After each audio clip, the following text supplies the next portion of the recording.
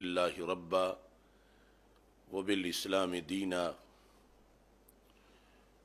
وبمحمد صلی اللہ علیہ وسلم نبیا و رسولا۔ اللہ اکبر، اللہ اکبر، اللہ اکبر، لبیک لبیک لبیک یا رسول اللہ صلی اللہ علیہ وسلم۔ الحمد للہ رب العالمین والصلاة والسلام علی خاتم النبیین سید الرسل و خاتم المعصومین وعلی آلہ واصحابہ اجمعین۔ مولاي صل وسلم دائما ابدا علی حبیبک خیر الخلق کلہم۔ خدایا بحق بنی فاطمہ کہ برقول ایماں کنی خاتمہ، اگر دعوتم رد کنی ور قبول، منو دستو دامان آل رسول صلی اللہ علیہ وسلم۔ اللہ تبارک و تعالی جل جلالہ وعم نوالہ واتم برہانہ وعظم شانہ وجل ذکرہ وعز اسمہ کی حمد و ثناء، اور حضور سرور کائنات، مفخر موجودات، زینت بزم کائنات، دستگیر جہاں، غم گسار زماں، سید سروراں، حامی بے کساں، قائد المرسلین، خاتم النبیین، احمد مجتبیٰ، جناب محمد مصطفیٰ صلی اللہ علیہ وآلہ واصحابہ وبارک وسلم کے دربار گوہر بار میں ہدیہ درود و سلام عرض کرنے کے بعد السلام علیکم ورحمۃ اللہ وبرکاتہ۔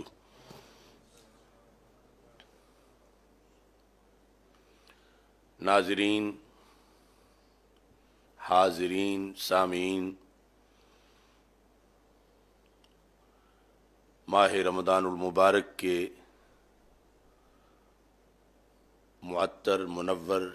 اور مقدس لمحات میں سیدنا شاہ جلال رحمہ اللہ تعالی ریسرچ سینٹر مرکز صراط مستقیم لاہور سے آپ تمام حضرات سے مخاطب ہوں۔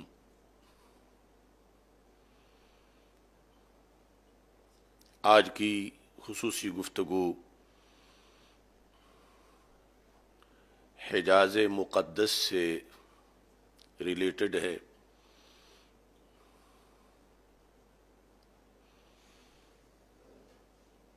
کئی سالوں کے بعد اس رمضان المبارک میں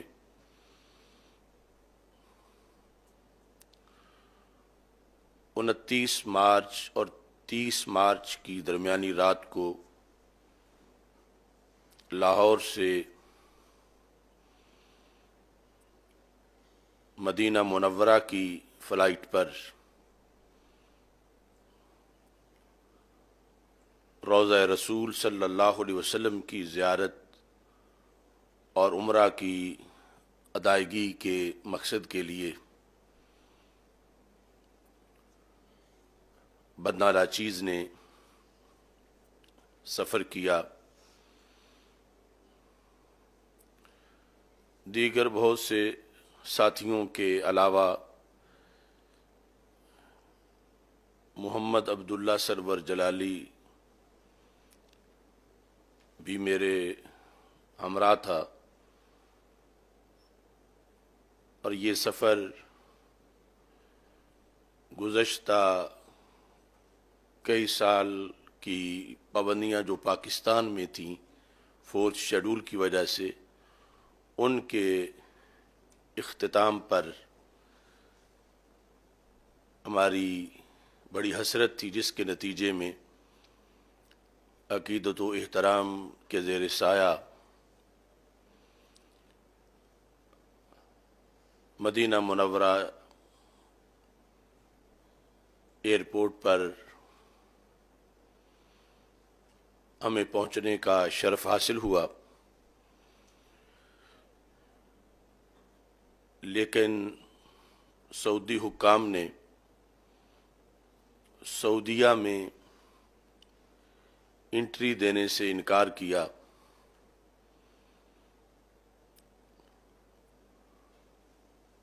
اور اس کا سبب ان پابندیوں کو قرار دیا جو وہ کئی سال پہلے سے بندہ ناچیز پر سعودی عرب میں داخلے کے لحاظ سے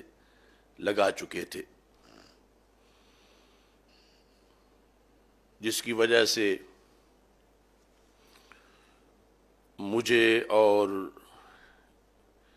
ننھے اسیر مدینہ محمد عبداللہ سرور جلالی کو تقریباً 40 گھنٹے وہاں بند رہنا پڑا، اور اس کے بعد پھر پاکستان واپسی ہوئی، یعنی جمعرات کا پورا دن،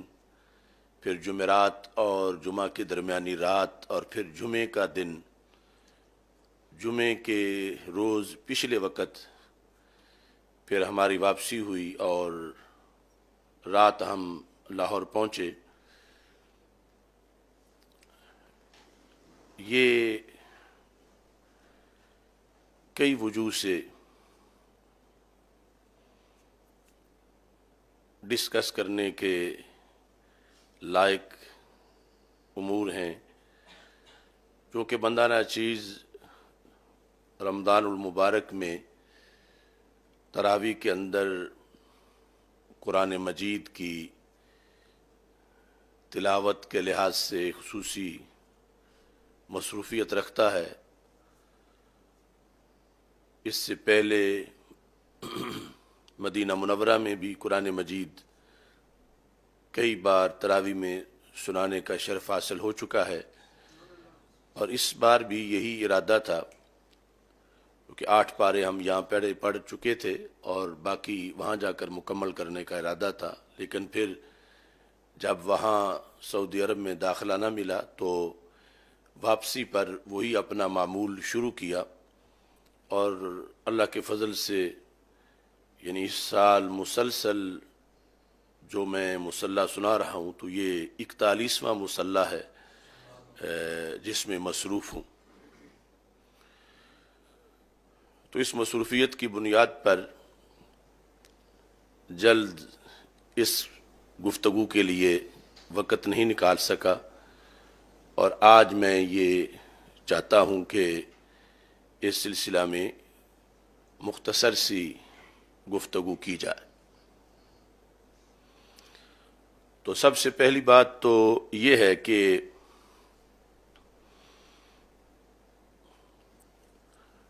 سعودی عرب میں مجھے پہلی بار نہیں روکا گیا، اس سے پہلے بھی متعدد بار مجھے حراست میں لیا گیا اور روکا گیا۔ 2019 میں 4 مئی 2019 کو مدینہ منورہ ایئرپورٹ پر مجھے جب میں دن 12 بجے کی فلائٹ پہ پہنچا تو اس فلائٹ کے سارے لوگ جو ہیں ان کو انٹری دے دی گئی اور مجھے روک لیا گیا۔ یہ 2019 کی بات ہے، اور 2019 سے پہلے بھی 2 مرتبہ مجھے جدہ ایئرپورٹ پہ روکا جا چکا تھا۔ اس کے علاوہ 2 مرتبہ مجھے مسجد نبوی شریف سے بھی حراست میں لیا گیا۔ یہ 4 مئی 2019 کو جب کئی گھنٹے انہوں نے مجھے روکے رکھا، اور اس پر وہاں موجود عملہ کے اندر غیر معمولی ان کی کارروائیاں جاری رہیں اور اعلیٰ اتھارٹی سے وہ مسلسل رابطے میں رہے، اور اس کے بعد میری انٹری کا فیصلہ ہوا اور مجھے تنہائی میں لے جا کر وہاں جو ڈائریکٹر تھا اس نے مجھ سے پوچھا کہ آپ کو پتہ ہے کہ آپ کو کس لیے روکا گیا؟ تو میں نے کہا مجھے تو اس بارے میں پتہ نہیں ہے۔ تو اس نے، یعنی یہ ساری گفتگو عربی میں ہو رہی تھی، تو اس نے کہا کہ یہ آپ کی وہ تقریریں ہیں جو آپ آل سعود کے خلاف کرتے ہیں، تو یہاں کے جو علماء ہیں انہوں نے بھی آپ کی شکایت کی ہے، اور جو ایجنسیز ہیں انہوں نے بھی آپ کے بارے میں پابندی لگانے کی سفارش کی ہوئی ہے، تو اس مرتبہ آپ کو یہ وارننگ کے ساتھ اجازت دی جا رہی ہے داخلے کی، اور یہ آل سعود کے خلاف بولنا آپ چھوڑ دیں۔ تو اس طرح کر کے انہوں نے، یعنی وہاں یہ 2019 یعنی 4 مئی کو یہ ساری گفتگو میرے ساتھ کی، لیکن اس وقت انٹری دے دی۔ اس کے بعد مسجد نبوی شریف میں بھی، یعنی 2 بار جو مجھے حراست میں لیا، تو اس میں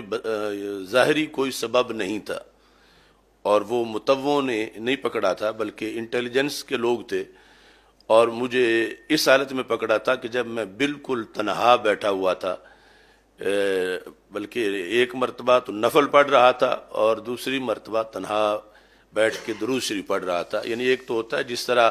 کہ ان کے نظام میں کوئی مداخلت کی جا رہی ہو، یا کوئی جلسہ کیا جا رہا ہو، یا کوئی رش یا بھیڑ ہو، یا لوگ مل رہے ہوں، تو ایسی کوئی چیز بھی نہیں تھی۔ تو ان دونوں واقعات میں وہ مجھے اپنے دفتر میں لے گئے، اور وہاں پر پھر انہوں نے پوچھ گچھ کی اور سارے ڈاکومنٹس چیک کیے، اور اس کے بعد یعنی یہ محسوس ہوتا تھا کہ شاید مسجد نبوی شریف کا جو سسٹم ہے اس میں میری تصویر انہوں نے ڈالی ہوئی ہے کہ جو ہی میں اس علاقے میں داخل ہوں تو سب کو پتہ چل جائے کہ وہ آ گیا ہے، اور سارے جو ہیں وہ الرٹ ہو جائیں۔ تو یہ صورتحال جو 2019 میں تھی، اس کے بعد اب پہلی مرتبہ میں گیا ہوں سعودی عرب میں حاضری کے لیے اور عمرہ شریف کے لیے 2019 کے بعد، کیونکہ درمیان میں کورونا کی وجہ سے وہاں ویسے حرم شریف بند ہوا، اور اس کے بعد مجھ پہ جو 4تھ شیڈول لگا وہ پابندیاں تھیں۔ اس کے بعد میرا جو ہے وہ قومی شناختی کارڈ جو ہے وہ کینسل تھا، اس کی وجہ سے نہیں جا سکتا تھا۔ تو اتنے سالوں کے بعد پھر اب میرا جانا ہوا، اور اب آ کر جس وقت یہ ساری صورتحال سامنے آئی تو اس میں پھر انہوں نے آل سعود کے خلاف تقریریں جو تھیں ان کا حوالہ دیا، اور اس میں یعنی ان کے نزدیک کوئی دوسرا آپشن نہیں تھا، جس طرح کہ پہلے تو انہوں نے انٹری دے دی تھی، اور اب جو ہے وہ مکمل طور پر وہ پہلے فیصلہ کر چکے تھے، اور پہلے اپنے ہاں طے شدہ جو بین ہے اس کے اندر انہوں نے یہ بات لکھی ہوئی تھی۔ اب یہ جو صورتحال ہے، یعنی جو ان کے ظالمانہ کام کا شرعی حکم ہے، اور اس پر جو رد عمل ہے، اس سے پہلے یہ ہے کہ اس کے محرکات کی تفصیل کیا ہے۔ ایک لحاظ سے تو یہ نہایت ہی افسوسناک واقعہ ہے کہ چھوٹے سے مقام محبت سے کسی کو روکنا، جس کا جانا وہاں حق ہو، یہ ظلم ہے، اور وہ مقام جو کہ کعبے کا بھی کعبہ ہے، اور پھر وہ ہستی کے جو روحوں کے حبیب حضرت محمد مصطفیٰ صلی اللہ علیہ وسلم ہیں، ان کی دہلیز سے روکنا، اور پھر کعبۃ اللہ سے روکنا، اور پھر اس طرح کے یعنی حالت روزہ میں یوں بند کر دینا، یہ محمد عبداللہ سرور بھی حالت روزہ میں تھا، تو اور ان کے یعنی جو وہاں رکھنے کے انداز اور سارے جس طرح کے جو صورتحال آج القدس میں یہود کی وجہ سے ہے، اس طرح کی ملتی جلتی صورتحال جو ہے یہ آل سعود نے مسلمانوں کے ساتھ حجاز مقدس میں بنا رکھی۔ دوسری طرف مجھے اس بات پر اطمینان بھی ہے کہ میں نے 35 سال جو جد و جہد کی اس کی ضربیں بالآخر محسوس ہوئیں، اور جن لوگوں کو ہم نے فوکس کیا اور جس ظالمانہ نظام کے خلاف ہم نے آواز اٹھائی اور جس غلط نظریے اور عقیدے کو ہم نے دلائل کی روشنی میں رد کیا کہ ہماری حرارت وہاں تک پہنچی، اور یہ نہیں کہ یہ صدا بصیرا ہو اور کسی گلی محلے میں رک جانے والی آواز ہو، بلکہ ان کے ایوانوں تک اس کا جو اثر میں نے دیکھا، تو اس پر مجھے اطمینان بھی ہوا کہ امر بالمعروف اور نہی عن المنکر کا جو فریضہ ہمارے ذمہ ہے، قیامت کے دن انشاءاللہ اس کے جواب کے لحاظ سے اللہ ہمیں آسانی عطا فرمائے گا۔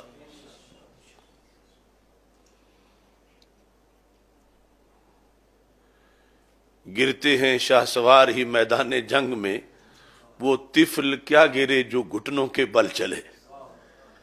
جو لوگ حسینیت سے بے خبر ہیں اور امر بالمعروف اور نہی عن المنکر کے فریضے کی اہمیت کو نہیں جانتے، انہیں اس کا کیا اندازہ ہے کہ 35 سال کی طویل جد و جہد کتنے مربوط، منظم اور مسلسل طریقے سے ہم نے کی، اور اس کے بعد اتنے اثرات جو ہیں وہ ایک باطل نظام پر مرتب ہوئے۔ میری اس سلسلہ کے اندر جو تقریریں ہیں اس میں چونکہ میری حاضری وہاں پر حجاز مقدس میں اللہ کے فضل سے میں نے 14 حج بھی کیے اور 50 کے قریب یا اس سے بھی زیادہ جو ہیں وہ عمرے کیے، اور میں نے بار بار ان کا حج لٹریچر جو ہے ہر سال جو چھپتا ہے، اگر میں وہاں گیا ہوں یا نہیں گیا، میں نے اس کا پورا مطالعہ کیا۔ میں نے ان کے 6 اخبارات دن میں عربی کے سارے پڑھے کہ کیا کچھ یہاں ہو رہا ہے اور نظام میں کیا کیا خرابیاں ہیں، اور کس انداز میں یہاں باطل سرایت کر رہا ہے۔ اس کے علاوہ جو جتنا ان کا یونیورسٹیز کا نظام ہے اور جو لٹریچر وہاں چھپتا ہے، اور پھر خصوصاً اہل سنت کے خلاف جو وہاں پر سازشیں ہوتی ہیں، ان سب کے لیے میں نے بہت سا وقت نکالا، گہرا مطالعہ کیا، اور پھر مشاہدات حج کے لحاظ سے جو میری تقریریں ہیں،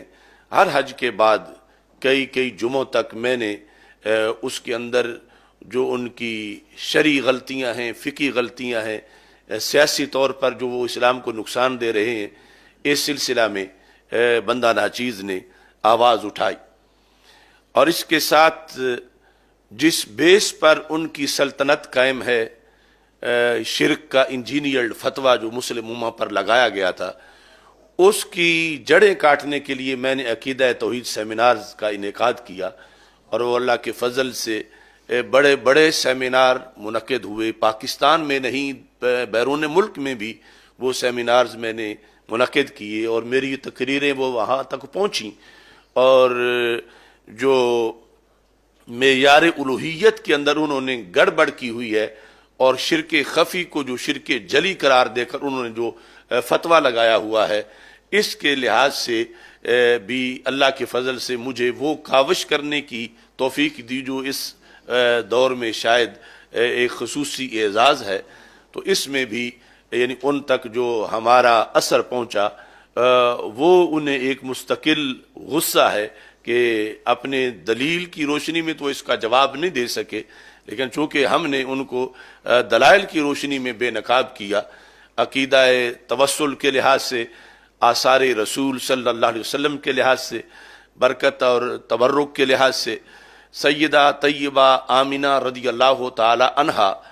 آپ کے مزار مقدس پر جب انہوں نے تجاوز کیا تو اس وقت بھی جو ریلی سعودی سفارت خانے کے سامنے پہنچی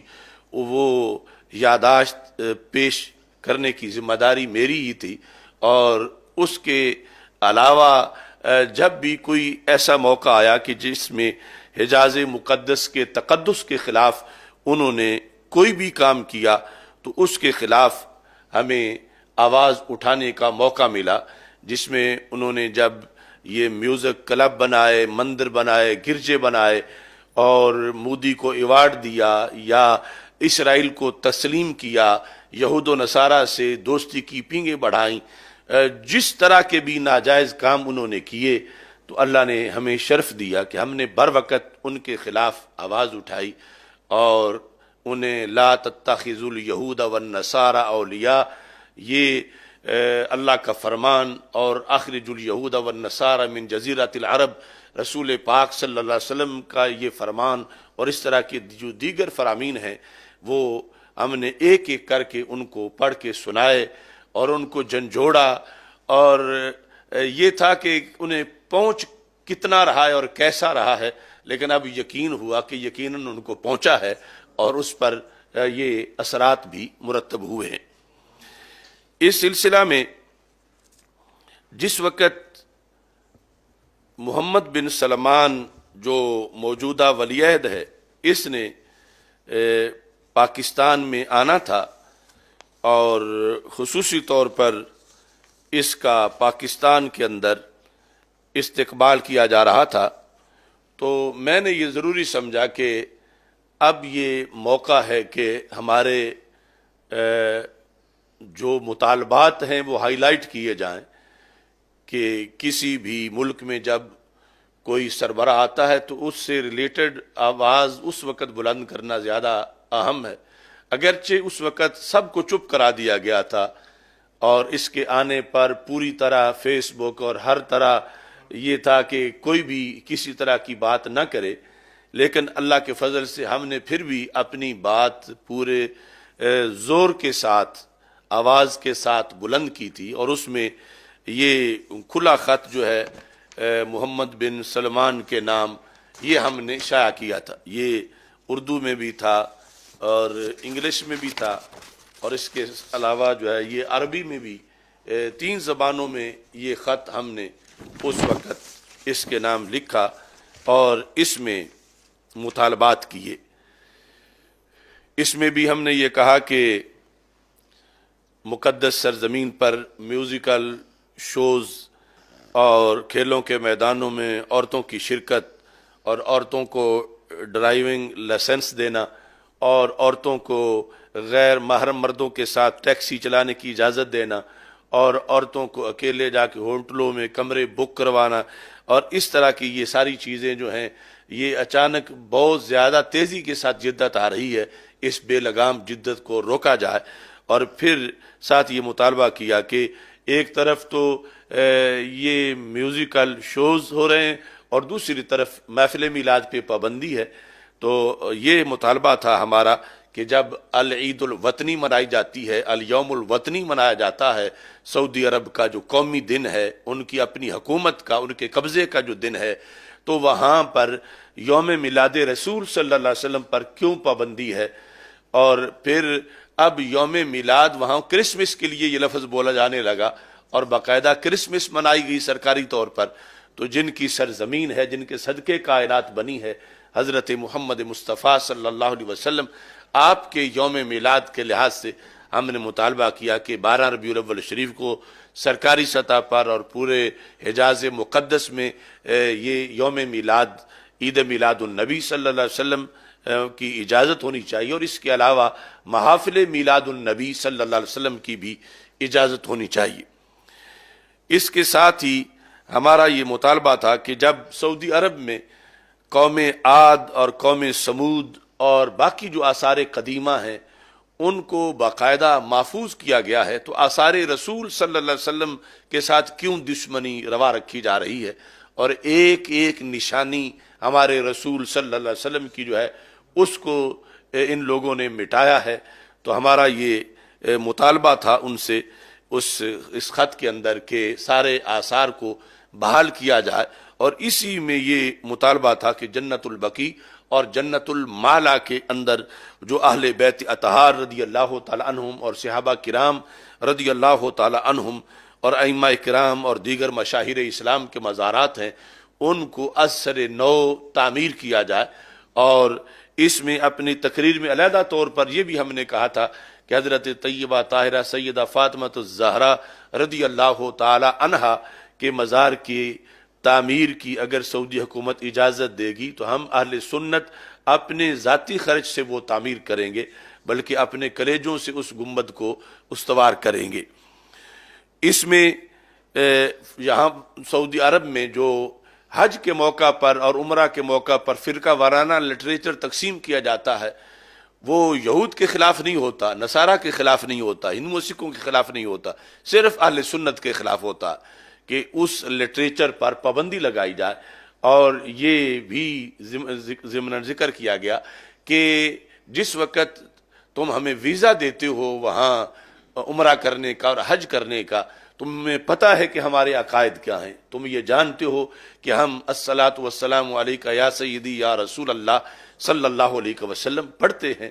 تمہیں یہ سب کچھ معلوم ہے، تو پھر اس کے علم کے ہوتے ہوئے تم ہمیں ویزا دیتے ہو، وہاں جا کر پھر تم ہم پہ پابندیاں کیوں لگاتے ہو؟ اور وہاں پھر مسجد حرام میں اور مسجد نبوی شریف میں خطیب ایسے عقیدے والوں کو مشرک کیوں کہتے ہیں؟ اگر واقعی تمہارے نزدیک مشرک ہے تو پھر تم ویزا کیوں دیتے ہو؟ یہ تمہاری منافقت ہے، اس سے تمہیں باز آنا چاہیے۔ اگر تم اس کو واقعی شرک سمجھتے ہو تو پھر اس عقیدے کی ایک بہت بڑی اکثریت ہے مسلمانوں کی دنیا میں، ان سب کو تم ویزا دینے سے انکار کرو، یا ویزے کے اندر تم یہ شرط لکھو اپنے فارم پر کہ اگر یہ عقیدہ ہے تو پھر تم نہیں جا سکتے، تو پھر پتہ چلے کہ تم دنیا میں کیسے اپنی حکومت کرتے ہو۔ تو اپنے حکومت بچانے کے لیے تو تم ویزا دے دیتے ہو، اور وہاں بلا کر پھر تم جو ہے وہ شرک کے فتوے سناتے ہو۔ تو یہ اور پھر تم فرقہ وارانہ لٹریچر تقریباً 60 زبانوں میں اسے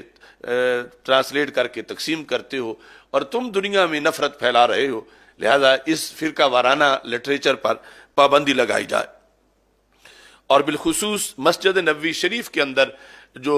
ظلم کیا جاتا ہے زائرین پر، مواجہ شریف پر یا بیٹھنے کے لحاظ سے، یہ شاید اس خط کے بعد اب جو اجازت ہے قدمین شریف میں رات کے وقت بھی بیٹھنے کی یا دوسرے طویل سے پہلے وہ دریاں بھی لپیٹ دیتے تھے اور بیٹھنے کی اجازت نہیں دیتے تھے 2-4 بندوں کو، جبکہ اب اللہ کے فضل سے کثرت سے بیٹھ سکتے ہیں۔ یہ بھی ہم نے اس میں مطالبہ کیا تھا، اور ساتھ یہ بھی کہا تھا کہ ہمارے تمہارے جو اختلافات ہیں عقیدے کے لحاظ سے، یہ ہمارے خط کا 6 نمبر پہ نوٹ تھا کہ بعض اختلافی امور پر تشدد کا راستہ اختیار کیے بغیر ڈائلاگ کا راستہ اختیار کیا جائے، یعنی آپ ہم سے مناظرہ کریں، مذاکرات کریں۔ اس سلسلہ میں علماء اہل سنت و جماعت اپنے عقائد و معمولات پر شرعی دلائل پیش کرنے کے لیے تیار ہیں، انہیں اس کا موقع فراہم کیا جائے۔ یعنی ہم میلاد مناتے ہیں، ہم 11ویں شریف مناتے ہیں، ہم معراج مناتے ہیں، ہمارے جو معمولات ہیں، ایصال ثواب ہے، دیگر عقائد ہے، اس پر وہاں بیٹھ کے ہم پہ شرک کے اور بدعت کے فتوے لگانے کی بجائے ہمارا مقابلہ کرو، اور ہمارے سامنے دلائل جو ہیں وہ ہم پیش کرتے ہیں، اور آپ جو ہیں وہ اس سلسلہ میں ڈائلاگ کے رستے سے مسائل کو حل کرو۔ اور ساتھ ہی یہ بھی تھا کہ سعودی عرب میں امریکہ کے کہنے پر ڈائلاگ فورم بنایا گیا، جس میں کرسچن کمیونٹی کو بھی نمائندگی دی گئی ہے، جس میں ہندوؤں سکھوں کو بھی نمائندگی دی گئی ہے، جس میں یہود کو بھی نمائندگی دی گئی ہے، مگر اہل سنت کو نمائندگی نہیں دی گئی۔ تو اس میں ہمیں نمائندگی دی جائے ہمارا مسلک پوری دنیا پر ہے اور اصل اہل مدینہ ہمارے ہی مسلک پر ہیں، تو ہمیں اس میں ہماری نمائندگی ہونی چاہیے۔ جو ہمارے وہاں مسائل ہیں، جن لوگوں کو مسائل ہیں انہیں نمائندگی نہیں دی گئی، اور جن کے مسائل نہیں انہیں محض جو ہے وہ اقربا پروری کے لحاظ سے مختلف قسم کی رشوتیں اور کوٹے رکھے گئے ہیں۔ تو یہ ہمارے خط کا خلاصہ تھا جو ہم نے اس وقت انہیں پوسٹ بھی کیا اور یہ ہر طرف نشر کیا، شائع کیا، اور مختلف جو اس کے علاوہ فورم تھے اس میں اس آواز کو بلند کیا۔ اب یہ جو اس سلسلہ کے اندر ہم نے پروگرام کیے علمی طور پر اور پھر ساتھ سیاسی طور پر جو آل سعود کے مظالم ہیں مسلمانوں پر اور حرمین شریفین کے خلاف، ان کو ہائی لائٹ کیا، اس کے نتیجے میں انہوں نے ہم پہ کئی سال پہلے سے یہ پابندیاں لگائیں جن کا اظہار اب ہمارے جانے سے ہوا، اور یہ بھی ان کی ایک کم عقلی ہے اور بدبختی ہے۔ ظاہر ہے کہ ہم نے تو کوئی چیز چھپائی نہیں، یعنی یہ نہیں ہے کہ میں کسی اور بندے کے پاسپورٹ پہ گیا ہوں کہ نام کوئی اور لکھا تھا اور میں کچھ اور تھا۔ میرے پاسپورٹ پہ میرا ہی نام ہے، یہ میری امامے والی تصویر لگی ہوئی ہے، اور سب کچھ وہی ہے۔ اگر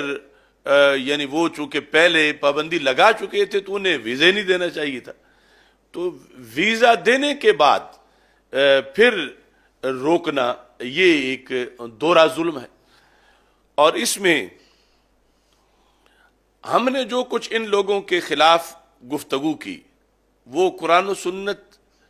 کے تقاضے کے مطابق کی، قرآن و سنت کے حکم کے مطابق کی، وہ اللہ کے ہاں قیامت کے دن سرخرو ہونے کے لیے کی کہ ہمارے ہوتے ہوئے سرزمین حجاز پر اسلام کے خلاف ایسے منصوبے چلیں اور ہم خاموش رہیں تو قیامت کے دن اللہ پوچھے گا کہ تم گونگے کیوں بنے رہے۔ اور یہ میں دیگر علماء سے بھی کہتا ہوں کہ جو اس وقت تک آواز بلند نہیں کر رہے اور چپ بیٹھے ہیں کہ وہ بھی اپنی آواز بلند کریں، اس واسطے کہ اصل حرمین سے پیار کا یہ تقاضا ہے کہ حرمین کے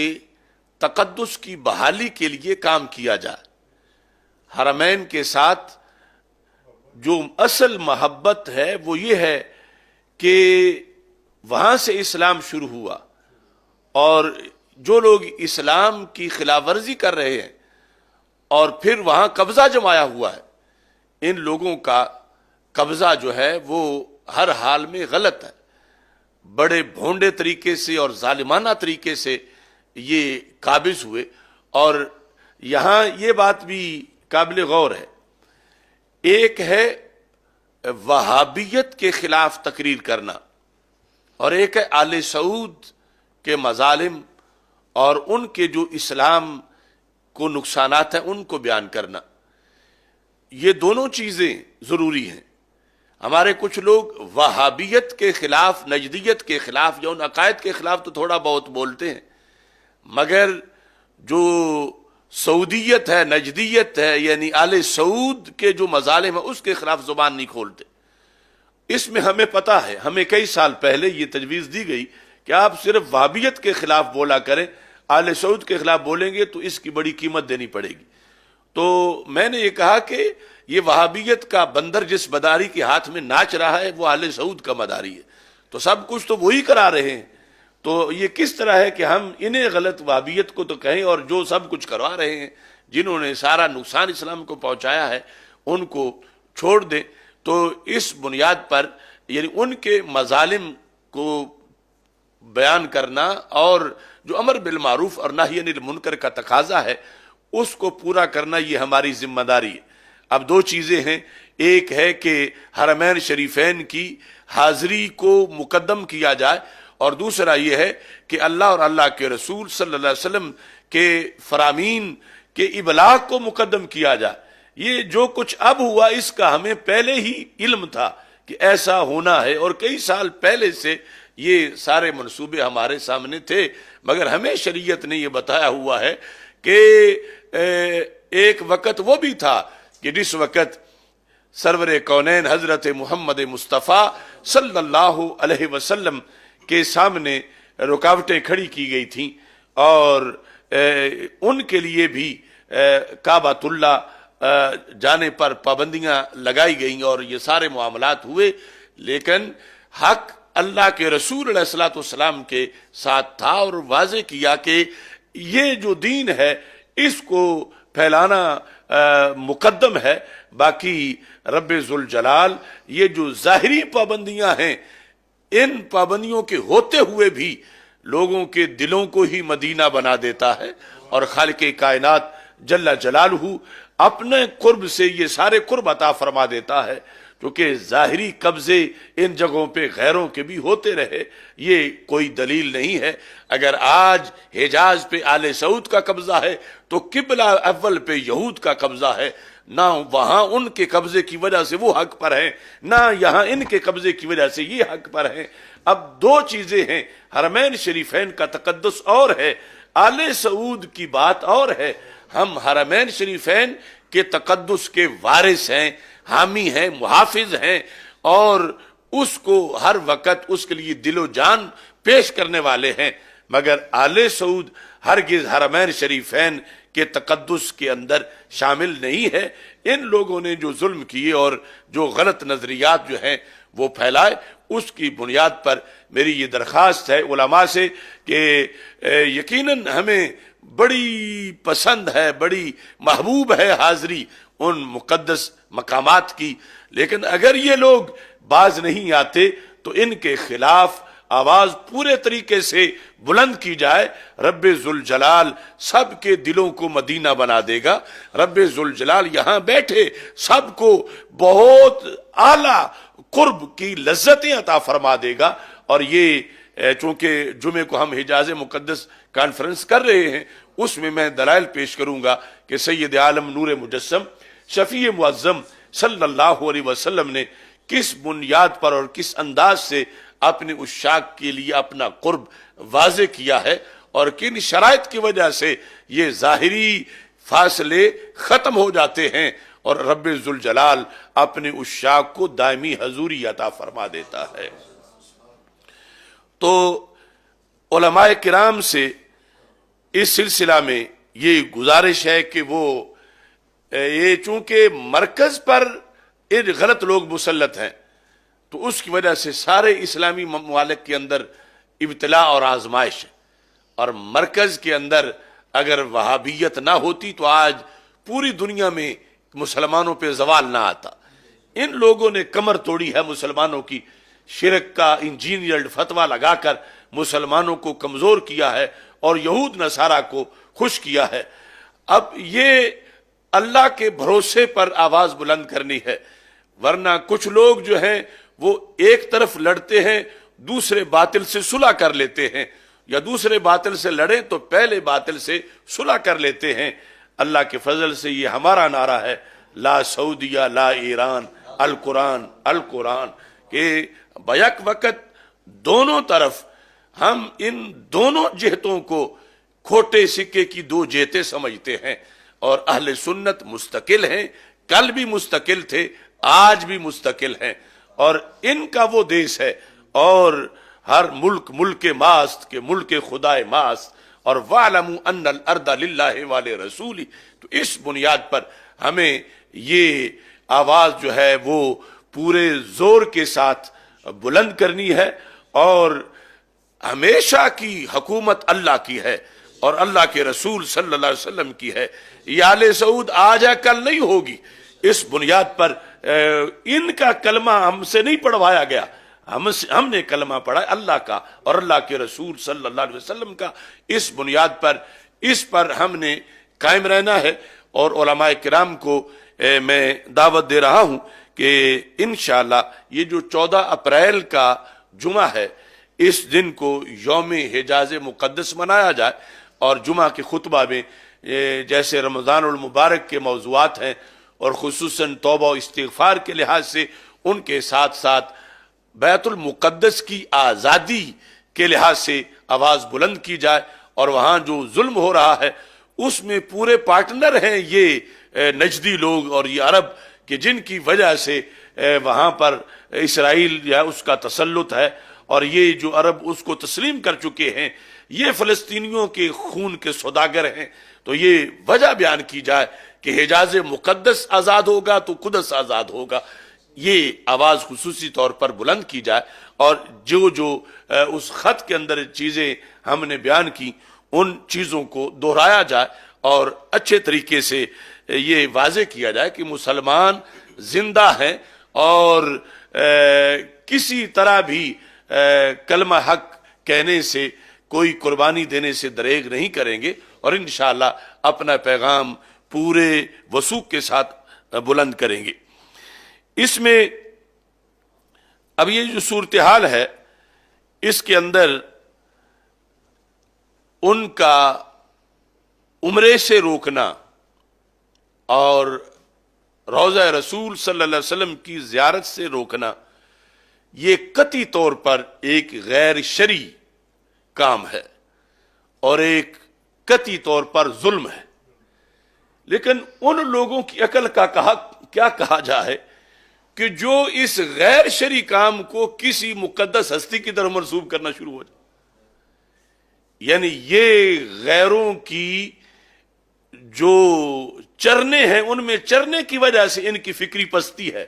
یا یہ ان کی دجالی سوچ ہے کہ جو حرام کام ہے، جو ناجائز کام ہے کسی کا، کسی مجرم حکومت کا، یہ اس کو اللہ کی مقدس ہستیوں کی طرف منسوب کر کے اپنے جشن مناتے پھر رہے ہیں۔ اور ان نالائکوں کو یہ بھی پتہ نہیں ہے کہ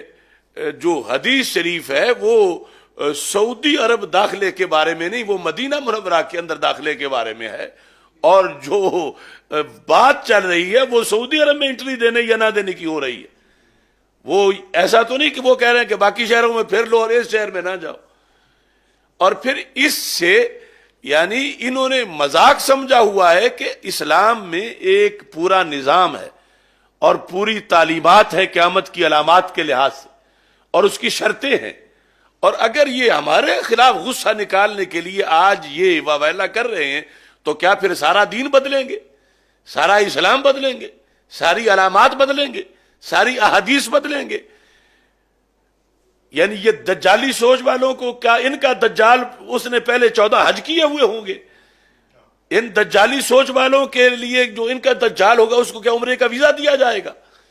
یہ جو دجالی سوچ والے ہیں کیا ان کے نزدیک جو نجدی متوع ہیں یہ اللہ کے فرشتوں کا درجہ رکھتے ہیں یا نجدی جو مستنڈے ہیں؟ یعنی ان کی مت ماری گئی ہے، اور یہ ہماری حقانیت ہے کہ اللہ کے فضل سے ہر قسم کا باطل پرست اپنے زخم چاٹ رہا ہے، اور ہم کسی کے کانے نہیں ہیں۔ یہ لوگ ہیں کہ جنہوں نے سیدہ طیبہ طاہرہ فاطمہ الزہرا رضی اللہ تعالی عنہا کا مزار گرایا، ان ظالموں کو یہ کلمے پڑھ رہے ہیں، ان کی سرکاری افطاریوں میں جا کے بیٹھتے ہیں اور ان کے یہ قصیدے پڑھتے ہیں۔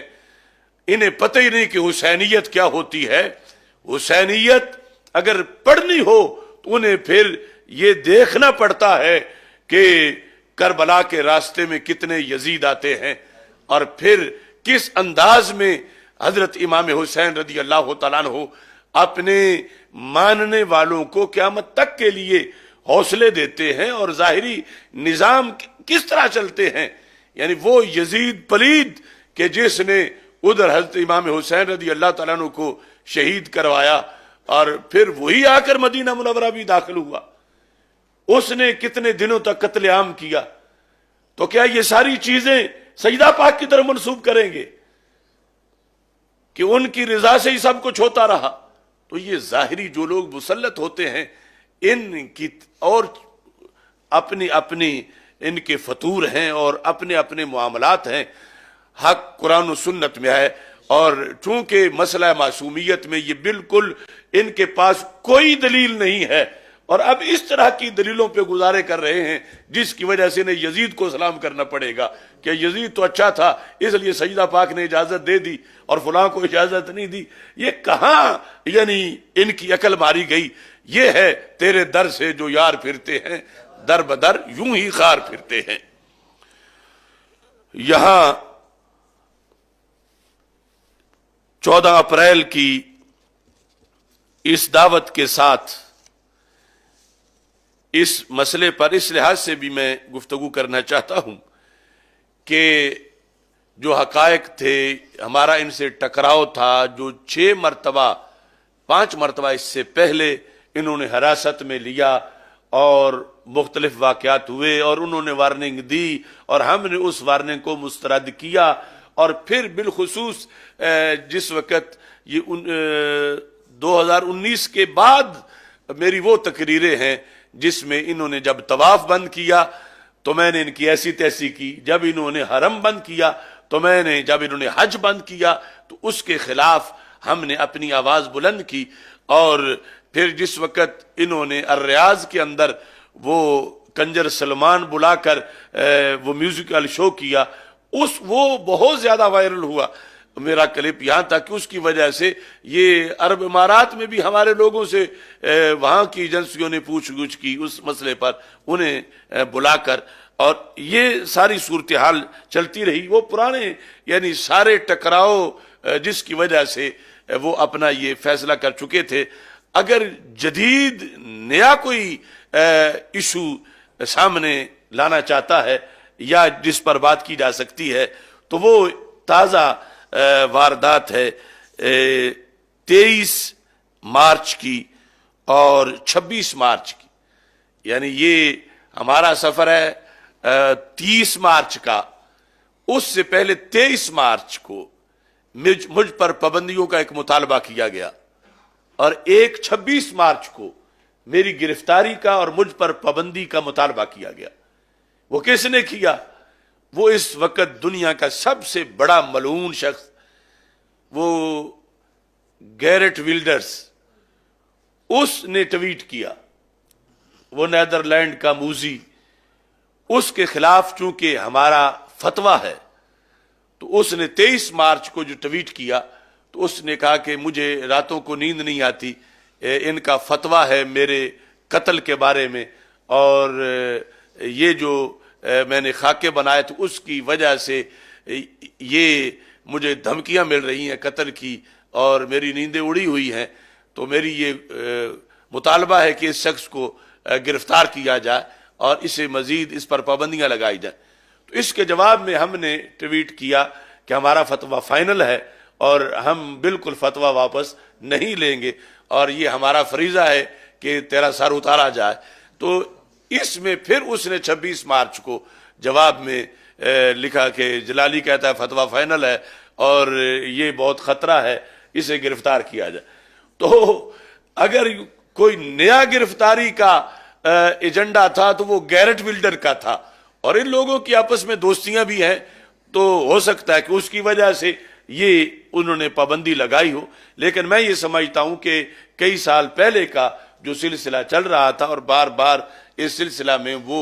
اپنے تحفظات بھی پیش کرتے تھے اور وارننگ بھی دیتے تھے، اور ہم نے اپنا فریضہ سمجھا ہوا تھا اور اس پر مسلسل کام کرتے آئے ہیں، جس کے نتیجے میں ہمیں یقیناً افسوس بہت ہے. کیونکہ جب یہ عبداللہ سرور روتا تھا تو میں اپنے آنسوؤں پر کنٹرول نہیں کر سکتا تھا کہ یہ مسلسل کہتا تھا کہ بابا ہم چلیں، ہم حاضری دیں روضہ رسول صلی اللہ علیہ وسلم پہ، ہم عمرہ کریں. لیکن ہمارے سامنے اس سے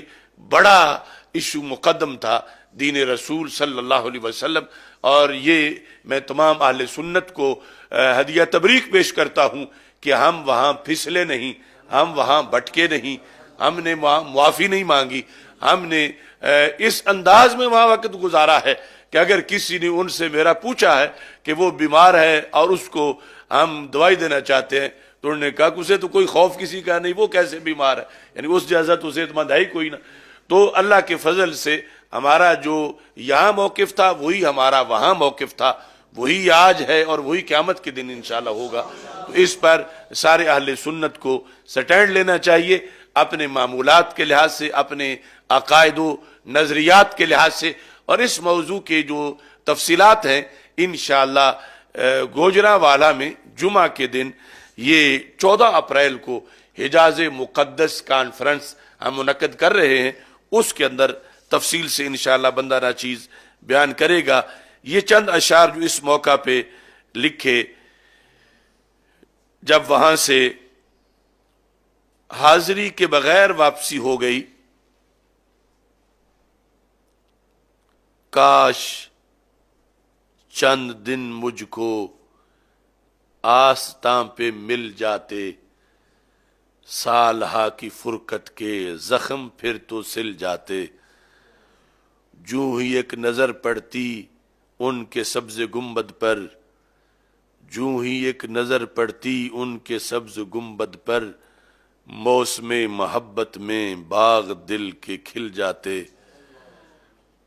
گزر جو میرا ہوتا آپ کے مواجہ سے،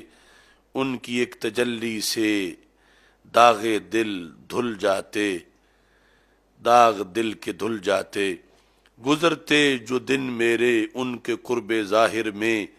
فیض علم کے چشمے قلب سے ابل جاتے، گردش زمانہ کی دھول سب اتر جاتی، زندگی کے کئی صدمے عافیت میں ڈھل جاتے، آپ ہی کے ٹکڑوں پر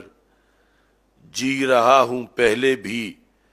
پھر تو روز و شب میرے اور بھی اجل جاتے۔ اب آخری شعر ہے جو موضوع ہوگا حجاز مقدس کانفرنس کا، من کانو حیثو نے آ دیا سہارا ہے، یعنی وہ تو نہیں ہو سکا لیکن پھر جینا کیسے ہے، من کانو حیثو نے آ دیا سہارا ہے، ورنہ داغ فرقت سے روح و دل نکل جاتے، من کانو حیثو کانو ان اول الناس بی المتقون، من کانو حیثو کانو۔ انشاءاللہ یہ جمعۃ المبارک کو اس پر تفصیلاً گفتگو ہوگی۔ اللہ تعالی ہم سب کا حامی و ناصر ہو، اور حجاز مقدس کی حاضری سے ہم دستبردار نہیں ہوں گے، یہ ہمارا شرعی آئینی حق ہے، اور یہ حق ہم ان سے مانگتے رہیں گے اور حاصل کرنے کی کوشش کریں گے۔ اور ہم چونکہ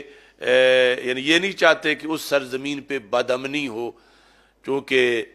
سارے کائنات کا امن اس زمین سے وابستہ ہے، لیکن ہم یہ چاہتے ضرور ہیں کہ یہ ظالمانہ نظام وہاں سے ختم ہو، اور وہاں اہل محبت کو آنے جانے کی کھلی اجازت ہو، کہ دنیا کے جس کونے سے بھی وہ سفر کرنا چاہیں، انہیں کسی طرح کی وہاں پر پابندیاں نہ ہوں جو شریعت کے منافی ہیں۔ اللہ تعالی ہم سب کا حامی و ناصر ہو۔ وآخر دعوایا ان الحمد للہ رب العالمین۔ دعا الحمد للہ رب العالمین والعاقبۃ للمتقین والصلاة والسلام علی رسولہ الکریم۔ استغفر اللہ لا الہ الا اللہ وحدہ لا شریک لہ لہ الملک ولہ الحمد وہو علی کل شیء قدیر۔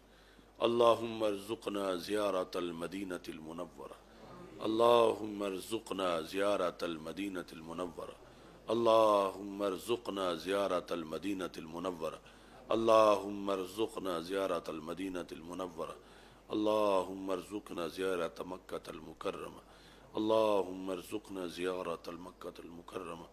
اللہم ارزقنا زیارت مکۃ المکرمہ، اللہم ثبتنا علی معتقدات اہل السنہ وامتنا فی زمراتہم واحشرنا معہم۔ ربنا لا تزغ قلوبنا بعد إذ هديتنا وهب لنا من لدنك رحمة إنك أنت الوهاب۔ وصلى الله تعالى على حبيبه خير خلقه سيدنا ومولانا محمد وآله وصحبه